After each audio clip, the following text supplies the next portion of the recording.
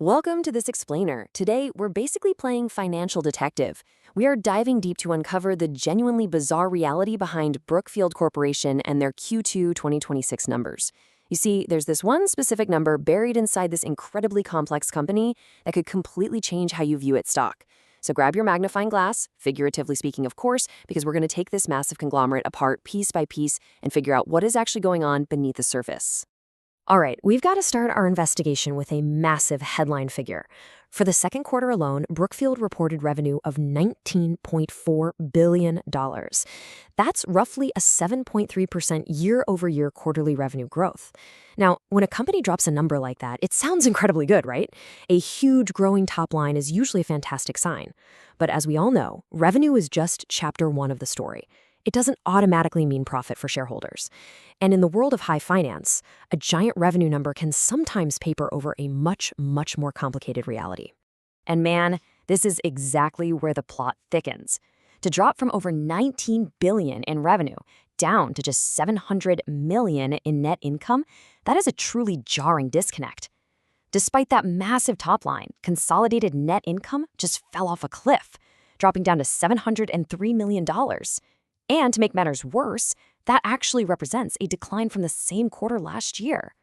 Now, if you stopped your research right here, and let's be honest, a lot of novice investors do exactly that drop sounds like a giant neon warning sign flashing right in front of you. But wait, let's dig just a little bit deeper here. The net income actually attributable to Brookfield's shareholders shrinks even further, all the way down to just $364 million. Why? Well, Brookfield operates this massive web of partnerships and subsidiaries, so the actual slice of the pie that belongs to common shareholders gets sliced down pretty significantly. Ironically enough, unlike the consolidated number, this $364 million is actually a 33.8% growth from the prior year. But come on, compared to $19.4 billion in revenue, $364 million feels like a tiny drop in a very large bucket. So just when you think you've got the math all figured out, Brookfield throws a complete curveball. They report this totally different metric called distributable earnings. And get this, that figure sits at over $1.5 billion. No, seriously, that is more than 4 times the attributable net income figure we just looked at. And on top of that, it grew by almost 12% year over year. The sheer scale of the disconnect between these three metrics is absolutely fascinating. When you look at these vastly different profit numbers side by side, it begs the ultimate question: which one actually tells us what we are buying? Think about it. Revenue is growing, consolidated net income is down, but shareholder attributable and distributable earnings are both growing. If you analyze just one of these metrics in total isolation, you're going to walk away with a completely different conclusion about the fundamental health of this business. Part 1, the capital allocation machine. Okay, let's figure out what Brookfield actually is. Because honestly, if you hear the name Brookfield and simply think real estate, well, that description is way too simple for what this beast is doing today. Instead of a traditional factory just pumping out one product, Brookfield is this massive ecosystem powered by distinct earnings engines that all work together. Their Q2 distributable earnings came from a really highly diversified mix. They generated $740 million from asset management, which is basically collecting fees from managing other people's money. Then they brought in $480 million from wealth solutions, handling stuff like insurance and annuities. And another $361 million came from operating businesses, meaning they manage hard physical assets like wind farms, toll roads, data centers, you name it. It's this exact diversification that creates a truly powerful capital allocation machine. This perfectly illustrates their self-reinforcing cycle during the first half of 2026. The playbook is simple, but highly effective. They raise billions from investors. They deploy that capital into undervalued assets to spruce them up, and eventually they monetize or sell them for a massive profit. Just look at the sheer scale here. They raised $98 billion, deployed $100 billion, and sold off $40 billion worth of assets. Oh, and they also have this massive war chest of over $200 billion in deployable capital just waiting in the wings. If they can keep spinning this flywheel, buying high-quality assets at attractive prices and eventually selling them higher, this machine literally prints wealth. Part 2, following the real money. Now that we've got a handle on how the machine itself works, to solve the mystery of those totally disconnected numbers we saw earlier, we really have to look right past the accounting. That massive gap exists because a highly complicated machine like Brookfield produces traditional accounting earnings that can be super distorted by non-cash expenses. Think of it kind of like buying a rental house. Traditional accounting forces you to deduct the wear and tear of the house, depreciation, from your profits on paper. That makes you look way less profitable, even if your actual physical bank account is totally overflowing with monthly rent checks. Distributable earnings, on the other hand, they focus strictly on those rent checks, the actual, tangible cash flowing through the business. So, the absolutely crucial point here is that distributable earnings, or DE, is the metric experienced investors use to evaluate this company. It's a non-IFRS measure, meaning it steps outside of standard international accounting rules. It's specifically defined by Brookfield to strip away all that paper noise. It shows you the true, cash-generating economics of its diverse businesses by isolating things like real asset management fees and actual cash distributions from their investments. Now, to prove exactly why this matters way more than traditional net income, just listen to this staggering number. $2.7 billion. That was Brookfield's Q2 depreciation and amortization expense. Let me be clear, they didn't physically light $2.7 billion of cash on fire during the quarter. It's an accounting expense that totally destroyed their reported net income on paper, but the cash itself didn't vanish from their bank accounts. And that, right there, is exactly why looking only at accounting net income completely masks the incredibly profitable reality of what they do.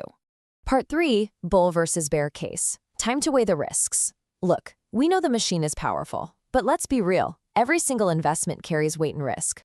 On one hand, the bull case is super thrilling. You've got this massive engine fueled by $200 billion in deployable capital, rapidly expanding alternative assets, and their recent acquisition of Oaktree, which frankly makes them an absolute giant in the highly lucrative credit and lending space. But on the flip side, the bear case is pretty sobering. Brookfield operates in hard asset businesses that are highly exposed to high interest rates, simply because, well, it makes borrowing money to buy those assets much more expensive. Combine that with potential drops in private market asset valuations and a corporate structure that is brutally difficult to value, and you have some very real risk. Complexity doesn't automatically equal a better stock, So what does Wall Street actually think? Well, compared to the August 21st, 2026 closing price of $41.69, major analysts see massive upside. Wall Street targets range from $51 at BMO all the way up to $60 at TD Cowen, which implies a potential 44% upside. That looks highly attractive.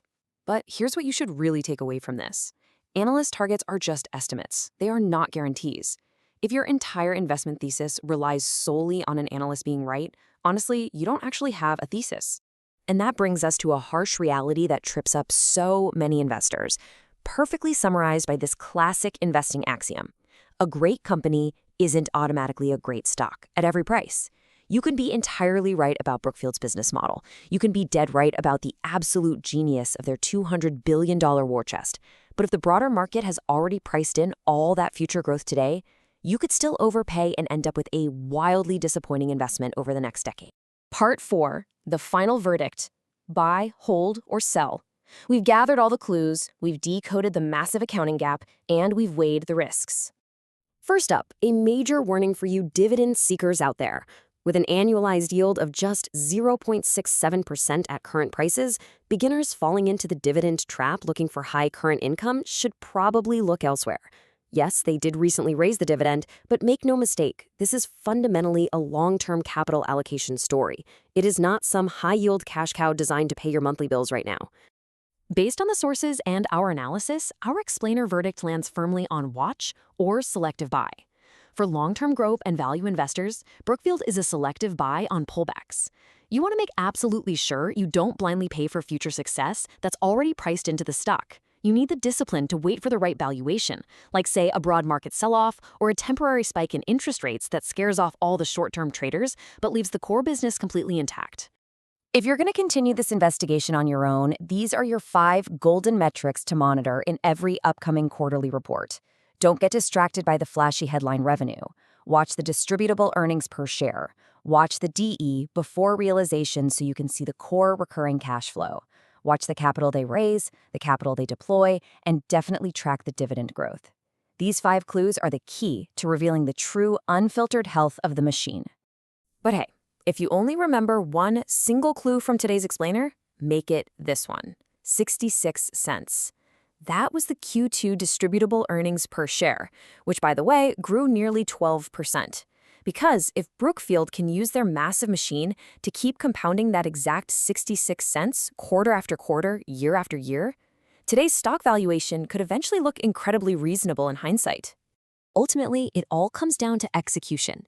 If Brookfield successfully uses their $200 billion war chest to keep compounding those cash earnings, today's price might be an absolute steal. But if that massive economic engine stalls out, or if persistently high interest rates crush their underlying asset values, what will you be left holding? Will today's price become an opportunity or a trap? Let the data guide your next move.